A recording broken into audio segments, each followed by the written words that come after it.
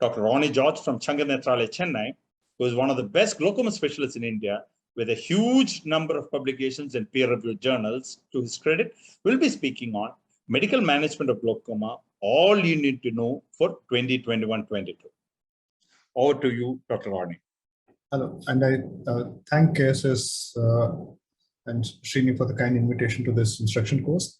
I'm going to speak to you about medical management of glaucoma, all you needed to know for 21-22.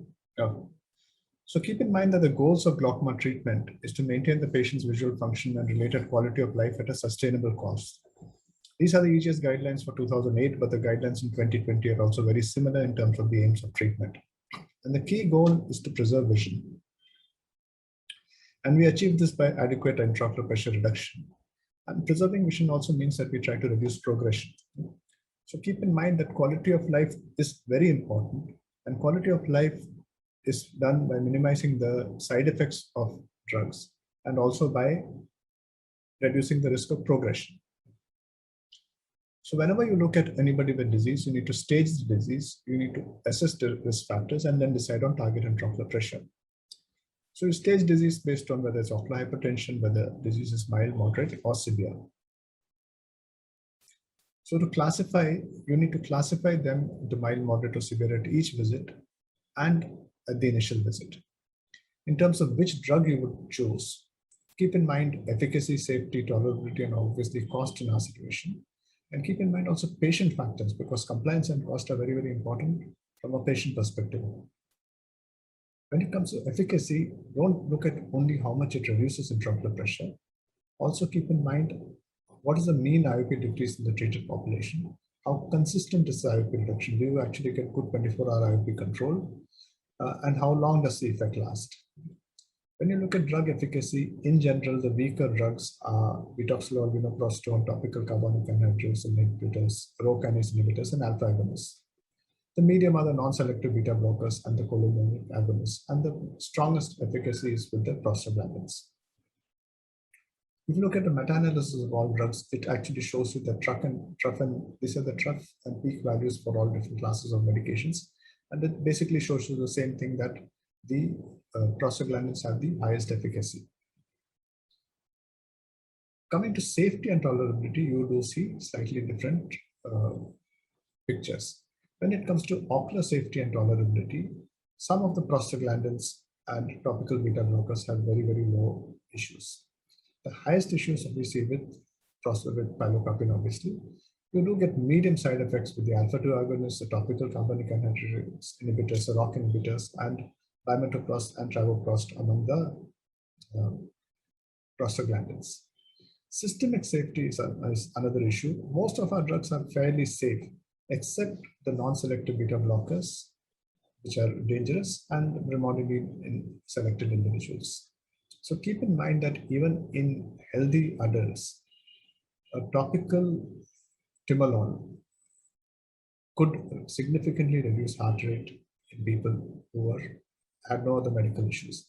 And these problems are much more common in children than in adults, because the per body weight distribution of a topical drug is much higher in children. Keep in mind also that these patients are on many systemic drugs, and you need to understand that some systemic drug interactions may be troublesome. The only one contraindication that I'm going to speak about other than this is for adrenergic agonists. In infants and young children, they can cause apnea and they should not be used. Keep in mind that this can also happen in children being breastfed when the mother is using a topical alpha agonist. Concurrent use of MAO inhibitors is also an absolute contraindication when you're using a topical alpha agonist. So what are the general treatment recommendations for patients with glaucoma? You start low and slow. This means we start with the lowest concentration at the lowest suggested frequency of dosing. In order to maximize compliance, it's important that we discuss with our patients what they need to do. We need to simplify the treatment regimen to avoid disruption of the patient's lifestyle and explain to them why it's important that they use medications.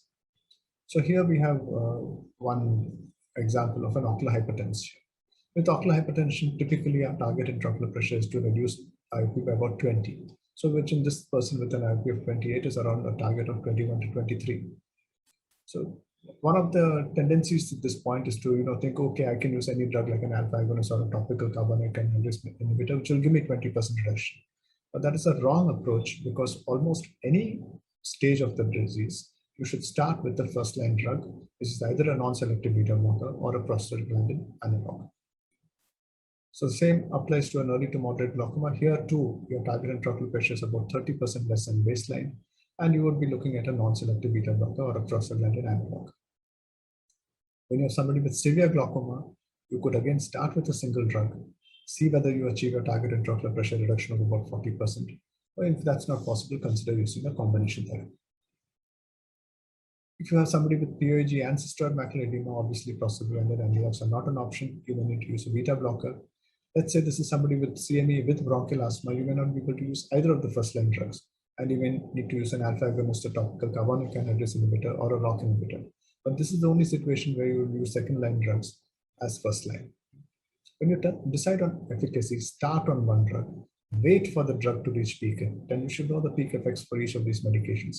Typically, it's between 3 days for pilocarpine to a week for a topical carbonic anhydrase inhibitor, and 2 to 4 weeks for all the other drugs.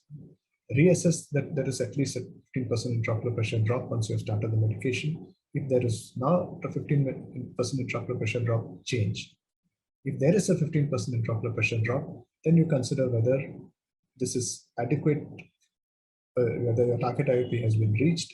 If it has been reached, continue and you periodically monitor the endpoints. If it has not been reached, you add a second drug, and then if you reach target IOP, you continue the same way. If your target IOP is not being reached, you substitute the second drug or consider other options.